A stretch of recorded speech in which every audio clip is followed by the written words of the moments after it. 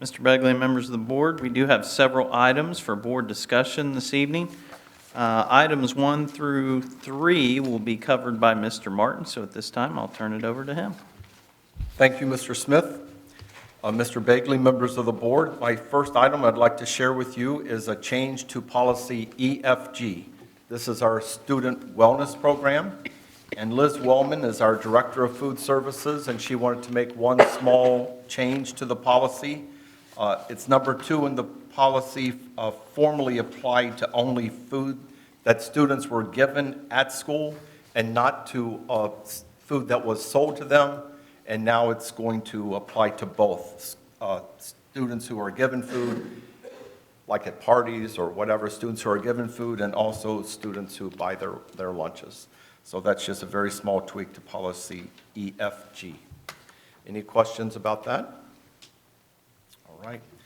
My next item is the one small change to the administrative salary ranges. Since you just hired a new Director of Human Resources, and it's now being filled by someone who holds a professional license. In the past, it was held by someone who had a classified support license, and so we need to move that designation from the support administrators into the professional administrators. So it's just one small change. Any questions about that movement? That will be on the agenda a little bit later for you to vote on, so that we can go ahead and do that. And then my third and final item this evening is just to make you aware of some new preschool needs that have come up. Our Director of Preschool and our Director of Student Services work really hard to keep us compliant with all of the state regulations and requirements. And currently, at West, we have 19 openings for new students, but we have 38 students who have applied for those openings. They have to be evaluated, but typically 95% of the students who apply for a position actually qualify, and then we have to have positions for them. So in order to accommodate those students who will need to be in our program, we have to hire 2 new professional staff members, 2 new teachers, and also 2 new educational assistants. So I'm not asking you to vote on that. Those nominations will come to you, but I just need a nod saying that it's okay for us to pursue that and to move forward with that. We really have very little choice. It's a compliance issue. Everybody good? Yeah. Okay. Thank you very much. All right, our next item for board discussion, student fees for the 22-23 school year. At this time, I'll turn it over to Mrs. Aug. Thank you, Mr. Smith. Mr. Birding, members of the board, I actually brought this item the last time that we met, and I had to email you earlier this week because we've had some additional changes that we need to make to the grades 9 through 12 student fee schedule. So the first one is a $4 additional fee for an advisory program that will be new to the high school and to the freshman school next year. And then the other change was a result of an increased price in a program that we use in several of our advanced standing math courses. And so that resulted in a $6 increase to the fees for those students. And that concludes my item for board discussion. Do you have any questions for me? I still couldn't read it in the email. Really? I'm teasing. Oh, oh my gosh, I'll bring you a Right. I may need that. It's on me. Thank you. Thank you. All right, and our next item for board discussion is our 5-year forecast. I'll turn it over to Mrs. Lane. Thank you, Mr. Smith. Mr. Begley, members of the board, I'm here tonight to give you an update on our 5-year forecast. As you may remember, we update this twice a year in November and May. And just as I always do, to remind our community that this is our long-range planning tool that we use. It helps to serve as a basis for determining whether or not we can sign what they call the 412 certificate, and also provides a method for the Department of Education and the Auditor of State to identify any school districts with potential financial problems. So starting off with our revenue, we're projected to collect a little over $101 million this year in revenue. And as always, the majority of that revenue comes from our real estate taxes that are collected, and also 32% comes from our, what they call unrestricted state aid, or that's our state funding. Tonight I'm going to talk about those two pieces as well as the restricted state aid, which is a very small piece, about 3% of our revenue, but there's some shifting that has happened over the past year that I think I just want to explain to the board. So starting with our real estate, total valuation of all the property is over $1.7 billion. Of that, 70% of the total is residential and agricultural properties, where 26% is commercial and industrial. We have a small 4% that's obligated to public utility and tangible personal property taxes. And the projections that I'm about to show you show that the collections will remain fairly steady throughout the forecast period. I know those numbers are hard to read, but as you can see, it's pretty even throughout the next couple of years. Our unrestricted state aid, you may recall that the state passed the Fair School Funding Plan for the 2 years. This year was the first year of that plan, and we are still seeing some adjustments by the Ohio Department of Education. They still haven't figured everything out yet as far as what they send to us, but it's getting there. So we're just about ready to complete that first year. And just as a reminder, now districts are funded based on students and seats. So what you're going to see, they've shifted some revenue from unrestricted money to restricted money. That's why I want to explain that to you a little bit. But overall, we're expecting at least an increase in state funding of about $350,000 the first year of the plan. So as you see for 22 and 23, there's a little bit of an increase projected for next year, and then it's fairly steady throughout the remaining years because, as you know, we don't know what the biennial budgets are going to be, if they're going to continue with this funding plan. So it's a bit of a mystery, but hopefully we'll see a little bit of an increase here in the coming years. So back to that restricted state aid. Prior to this year, Student Wellness and Success Funding was a separate fund altogether. It did not appear in the general fund, it was not on the forecast. That funding is basically restricted on what you can spend it on. This year, the state has included that in the restricted aid line item, and we're projecting that to be, about $1.1 million. So some of the things we've been using that money for are our mental health supports, the partnerships we have with the Butler County ESC for our school liaisons and our ELL community liaisons, our success program, and also our partnership with the city for our school resource officers.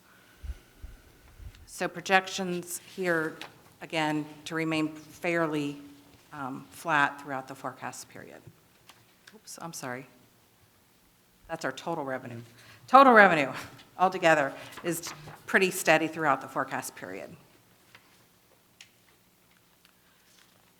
Moving on to our expenditures. As you can see, about 81% of our budget is spent on salaries and benefits. That generally has been the trend for our district for many years. We are expected to have expenditures a little over $100 million this year. And talking about the biggest piece is our salaries. Right now, we're in the last year of our negotiated agreements with our unions. They received 2.5% increases for this school year. We will be entering into negotiations within the next 6 to 8 months. Right now, I've projected 2% increases for all staff for the remaining years of the forecast. I've also included some additional staffing positions that you'll see listed there for this year. And then for next year, the 2 preschool teachers that are listed were prior to this meeting. Unfortunately, I just learned about the need, and I did not put those numbers in here for tonight until the board gave us that head nod. So those will be added to the forecast on our next update. But these are the positions we're looking at for next year. And then moving back those 50% of the elementary counselors back into general fund from that student wellness fund that was outside of the general fund. We're also reducing, the board may remember we did a reduction in force for a half-time German teacher and a half-time Mandarin teacher for next year. And then the following year, we're looking at adding a psychologist and the last 50% of those German teacher and Mandarin teacher positions. Our fiscal year 25, so far, we're moving the technology integration coaches back to general fund because we will run out of those ESSER funds. So that's salaries. Here's our projections for the remaining years of the forecast. And then retirement and insurance pretty much follows the same type of pattern as our salaries do, because they are interrelated, but we are planning on some increases. This year, we had a 9% increase in medical insurance, but no increase in dental, which has kind of been the trend for us the past couple of years of no increases in dental. I am projecting 12% increases throughout the life of the forecast because it just seems like it's trending up. Yes. And then again, back to those positions that are moving back into general fund, accounting for those additional benefits for 25, 26. Same type of pattern that you saw with the salaries, trending upwards here for the remaining years of the forecast. Purchase services is another big piece of our expenditure puzzle. If you recall, the community schools deduction, the autism and John Peterson scholarships, the open enrollment numbers out, deductions occurred prior to this year, which amounted to about $4 million. So as we received state funding, then they took some away for these items. So those are no longer part of it. Again, we're talking about kids in seats. That's what we get funded on now. So in addition to that deduction, we've also added some items that need to be, and this is not an all-inclusive list, but basically maintaining some, repairs, and Mr. Perry can speak to any of this as he helped develop this plan. As far as preventative maintenance type issues, he and his team are addressing those. We're also adding a new badge system, so more security as far as people entering our buildings. We're also looking at possibly doing some scanning because we are running out of space for all the paper that we have that we use, so we're trying to move to getting away from paper. But in the meantime, we have a lot of records. So that is our projections for purchase services for the next couple of years. The other thing I wanted to mention too is I have increased our normal, I try to include about a 4% increase each year for inflation. I've now changed that based on what we're seeing right now with the economy, from 5 to 10% each year, because we are starting to see those freight charges increase and fuel increase, so trying to address that and be prepared for that. Capital outlay is another plan that Mr. Perry has put together for us, and again, this is not a complete list of all the items that are going to start taking place in the district, but we continue to allocate $225,000 each year for our paving projects. We also have included 2 new school buses purchased each year in that capital outlay category. This year, you'll remember, we received some school bus purchase grant money, so we will purchase 3 buses this year. So that was very nice to have. And those, just listing some items there, I will draw your attention to some, what I consider probably some high dollar things that are going to be happening the next couple of years. The restrooms and parking at the soccer stadium is planned for 22-23. The following year, you'll see stadium turf and visitor stands. So not to say we're not doing things at our buildings, but we are including some of our athletic facilities that need, things that need to be addressed at those places. So that's with the plan that Mr. Perry has put into place. That's why it's a little up and down throughout those years. So hopefully we'll be able to follow that and keep with that. So our total projected annual expenditures for the life of the forecast are outpacing our revenues. And we'll see that on the next slide. So the blue depicts the total revenue, the orange is the total expenses, and then the green line there you see is our cash balance. I'm projecting that we actually may remain steady this year and not be in deficit spending, but it all comes down to when we get the invoices and when the payments are made right now.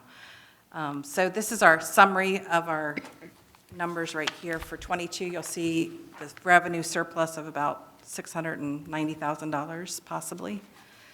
But then we go into deficit spending again for the remaining years of the forecast, and then unfortunately, by the time '26 is cut off there at the end, but we are in deficit by $9.3 million.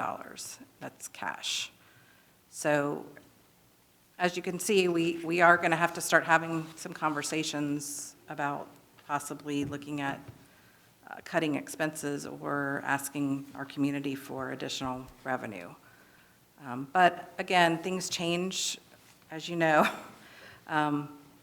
all the time. I'll say daily, but weekly definitely. And again, with the school funding formula kind of up in the air, it's not going to save us. It may help us a little bit, but in the end, it's just imminent.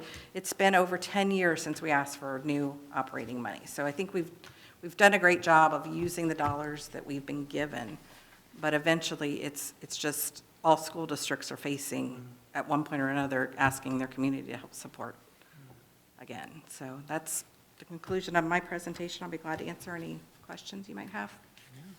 Thank you, Mrs. Lane. Any questions or comments? I have no questions. I just want to thank you for putting this all together. The numbers really tell to how much work you put into it, and I appreciate your devotion to the district and making this in layman's terms almost, because I actually understood half of what was going on in this. Thanks. Thank you. The whole actual forecast that Ms. Gentry Fletcher will put on the district's website isn't as easy to understand, I'll be honest with you, but there is more information in that actual forecast if you really want to dig into the details. I also appreciate everything. I just can't even wrap my mind around everything that it must take to get in, put all this together. I did have one quick question, though. I think on the real estate projections page, you show like a dip next year, and I was just curious where that dip came from.